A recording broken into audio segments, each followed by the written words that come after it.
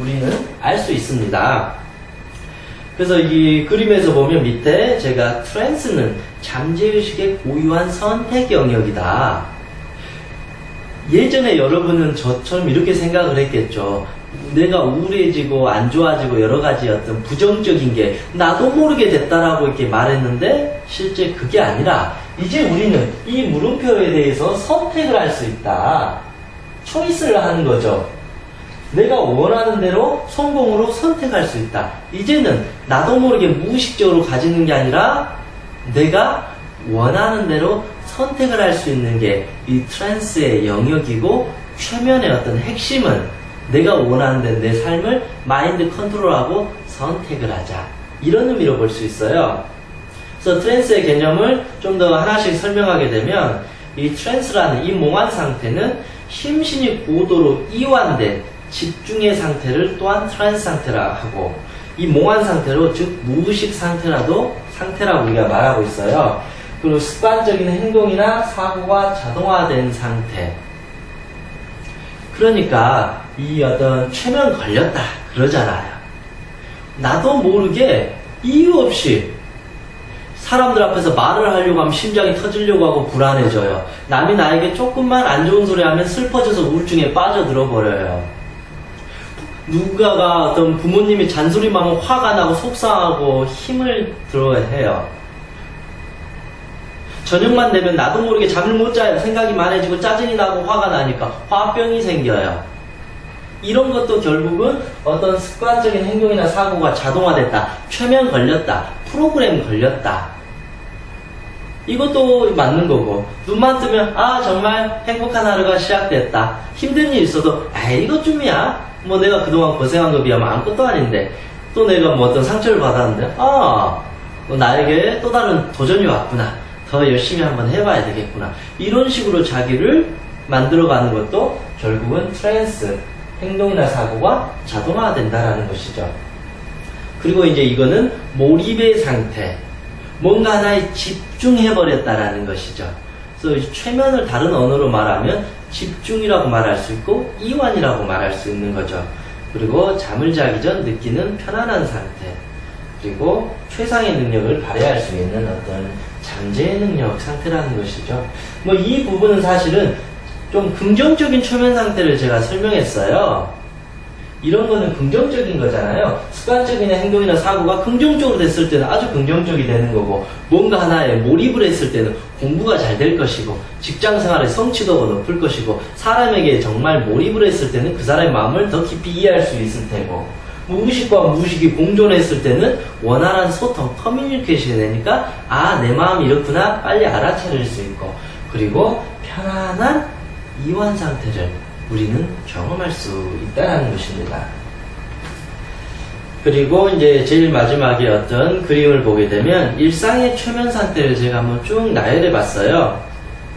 종교 수행에서의 기도할 때, 그래서 우리는 종교 수행에서 기도 같은 거 할 때 맨정신 상태가 아니에요. 변형된 의식 상태가 되니까 우린 여기서도 최면 상태를 경험하게 된다는 것이죠.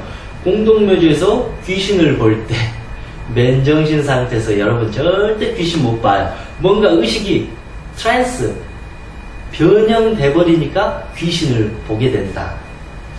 환청, 환각, 환촉, 환식, 갑자기 말씀드린 것처럼 뭐 이상한 물체가 보인다. 뭔가가 나의 몸을 환각이 느껴진다. 환각, 환촉, 뭐가 느껴진다. 촉감이 느껴진다. 환식, 뭐가 이렇게 보이게 된다. 이런 뭐가 들리거나 보여지거나 느껴지거나 잘못, 환상과 같은, 이게 경험되었을 때도 결국은 최면 상태라는 거죠.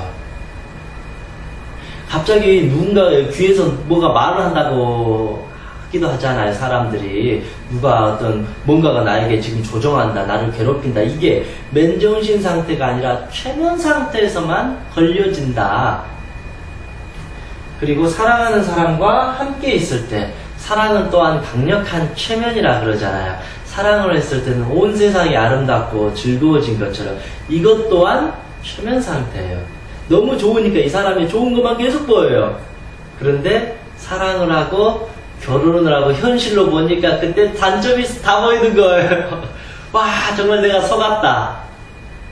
근데 이게 어떤 거냐면 최면 상태, 사랑의 최면 상태에 걸리니까 단점은 하나도 안 보여요. 그리고 최면이라는 것을 딱 벗어나서 맨정신 상태가 되니까 그제서야 단점들이 보이니까 내가 속았다. 원래 저런 사람인 줄 알았으면 결혼을 안 할 텐데, 안 만났을 건데 우리가 후회하고 그러잖아요. 그것처럼 이런 어떤 사랑, 누군가를 만났을 때도 우리는 최면에 걸려든다. 물론 사람을 나쁘게 보는 것은, 사람을 좋게 보는 것은 좋은 거예요. 그런데 지나치게 오버해서 좋게 보려고 하는 것은 위험한 거죠. 집착하는 거죠. 욕심인 거죠. 그건 오히려 긍정적인 것 같지만 결국은 부정적인 최면으로 연결돼 버린다. 극장에서 재밌는 영화를 볼 때, 우리 극장에서 영화 볼 때 2시간짜리 영화를 보는데 시간이 언제 간지 모를 정도로 몰입해서 보잖아요. 최면에 걸린 거. 그 영화라는 최면에 걸려서 주인공이 슬퍼할 때 나도 같이 우는 거예요. 주인공의 최면 걸려서 우리도 울고 있는 거예요. 그만큼 이것도 일상의 최면 상태이다. 만취한 상태에서 집에 돌아올 때 술이 이제 떡이 됐는데도 아무 의식이 없는데도 우리가 이렇게 집으로 돌아오잖아요. 이것도 결국은 최면 상태에서 습관적인 행동이나 사고가 자동화된 상태에서 나도 모르게 집으로 도착하게 되는. 그리고 이유 없이 두려움이나 공포를 느낄 때, 요즘 현대인들이 상당한 어떤 두려움과 공포를 느끼잖아요. 또 뭐 예를 들면 다가올 시험 두려워하잖아요.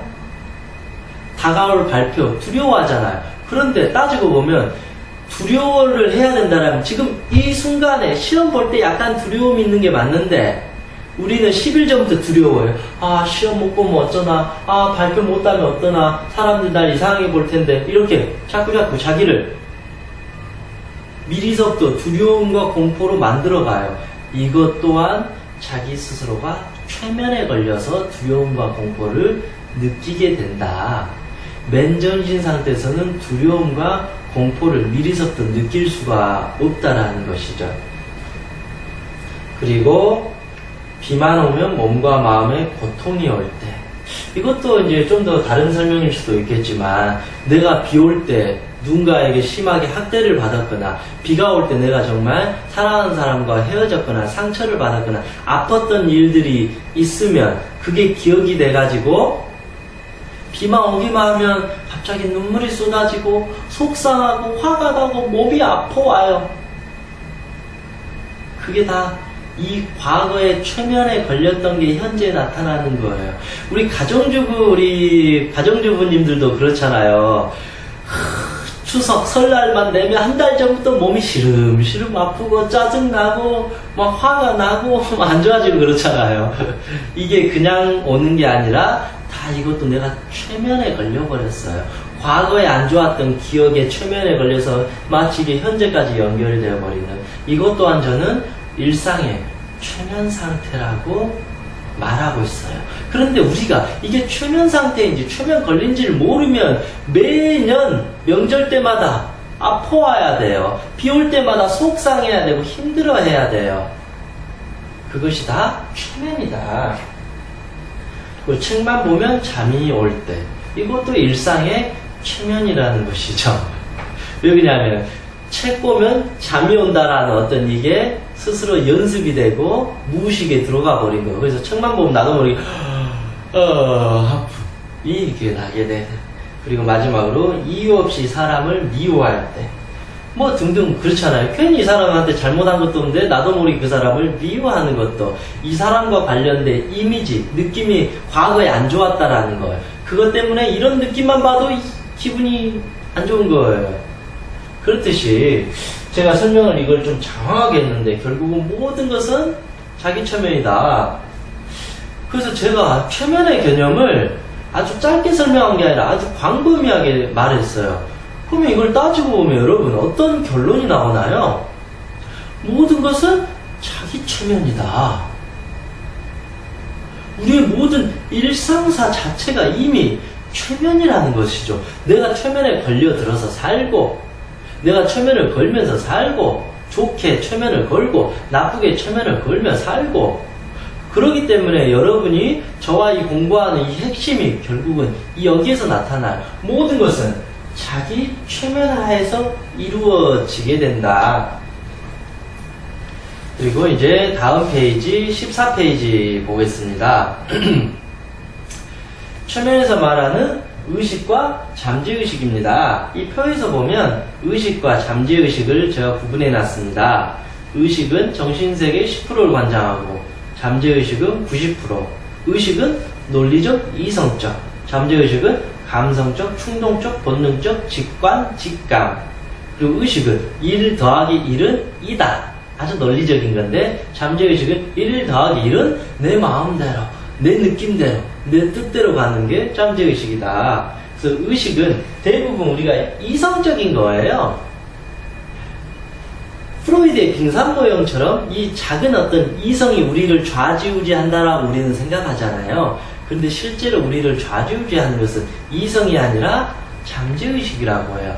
그 정신영역의 90%가 잠재의식이라고 이렇게 말하잖아요. 저는 더 넓게 표현하자면 잠재의식이 100%다.